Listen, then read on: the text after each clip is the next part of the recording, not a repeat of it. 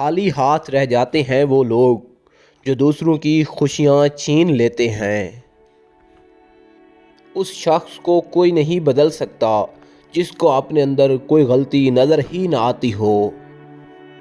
اگر کوئی شخص آپ کو عزت دیتا ہے تو اس کا یہ مطلب نہیں کہ آپ بہت عظیم انسان ہیں، بلکہ یہ کہ وہ شخص خود ایک اعلیٰ ظرف انسان ہے۔ نبھانا نہیں ہوتا تو رشتے مت بناؤ، کوئی دوسرا ٹوٹ جاتا ہے تمہارے ٹائم پاس کے چکر میں۔ کسی کا دل توڑنے سے پہلے یہ سوچ لینا کہ بندے کی معافی بندہ دیتا ہے، خدا نہیں۔ زندگی کی بڑی بڑی غلطیوں میں سے ایک غلطی یہ بھی ہوتی ہے کہ ہم کم ظرف اور منافق لوگوں پر اپنا خلوص ضائع کر دیتے ہیں۔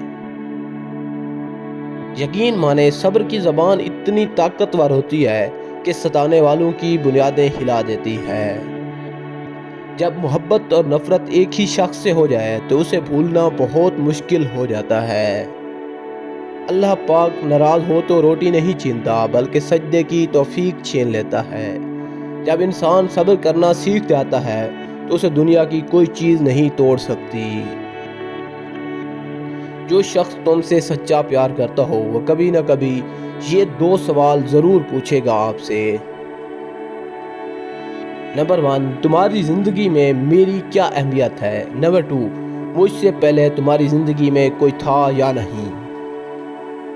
ہمارے ہونے یا نہ ہونے سے صرف ہمیں ہی فرق پڑتا ہے، صرف ہمارا ہی کردار ختم ہوتا ہے۔ کائنات میں کوئی تبدیلی نہیں آتی، کسی چیز پر کوئی اثر نہیں پڑتا۔